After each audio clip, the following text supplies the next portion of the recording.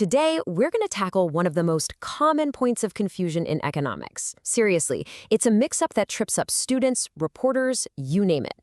And it all kicks off with one seemingly simple question. I want you to really think about this for a second. Let's say your favorite latte suddenly costs twice as much. You'd probably buy less of it, right? So does that mean the demand for coffee has fallen? I mean, it seems like the obvious answer is yes. But here's the twist. In the precise language of economics, the correct answer is actually no. And understanding why is the absolute key to unlocking how markets really, truly work. So stick with me, and I promise we'll clear this whole thing up for good. All right, here's our game plan. We'll start by untangling this common mix-up. Then we'll look at the huge difference between a movement and a shift for both demand and supply. We'll break down what actually causes these changes. And finally, we'll get to the big one, why any of this actually matters in the real world. Okay, let's dive right in with the demand side of the equation. This is all about the behavior of us, the consumers. The coffee drinkers in our example. First up is a change in quantity demanded. Think of this as a simple reaction. It happens only when the price of the good itself changes and nothing else. If coffee gets more expensive, people buy less of it. If it gets cheaper, they buy more. It's just a direct reaction to price. A simple slide up or down the exact same demand curve. Now, a change in demand, that's a whole different ballgame. This is a much, much bigger deal.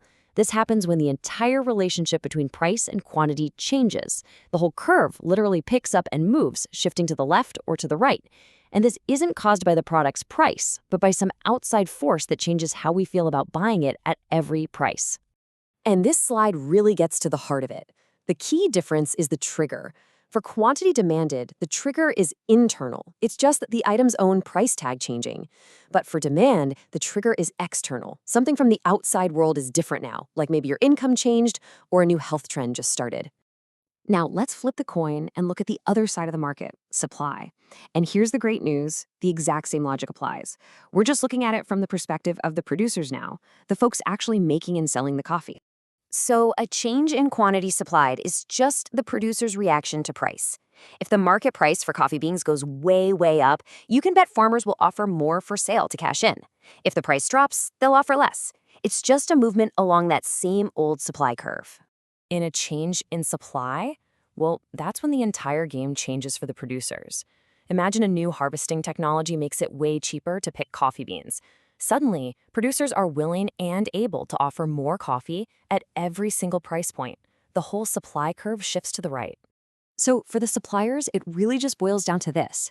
A change in quantity supplied is just a reaction to the current market price. But a change in supply, whoa, that signals a fundamental shift in their business, like new taxes, different costs for materials, or a big technological breakthrough. So, we keep talking about these external factors that shift the whole curve. You're probably wondering, what are they exactly? Well, let's break down these powerful market shifters. So what can actually shift demand? Well, think about it. What if everyone suddenly got a raise? That's consumer income. Demand for most goods shifts right. What if a new study says coffee is amazing for your health? Our tastes and preferences change and demand shifts right. Or what if the price of tea, a substitute, skyrockets? Well, people switch to coffee, and again, demand shifts. For supply, the shifters are all about the business of production. Imagine a breakthrough in farming tech that makes harvesting easier, supply increases. Now picture a severe drought that raises water costs. That's an input cost. Supply decreases, shifting left. Even a new government subsidy could make it cheaper to produce, shifting supply to the right. Okay, at this point you might be thinking, all right, I get the difference, but is this just semantics? Does it really matter? And the answer is absolutely. This distinction is crucial for understanding what's actually happening in an economy. Here's the most important takeaway. Understanding this difference is what lets you separate a temporary price blip from a fundamental long-term change in a market. One is just a simple reaction. The other is basically a market revolution. So let's end with this. The next time you see a headline about prices for gas, or houses, or even coffee going up or down, ask yourself this question.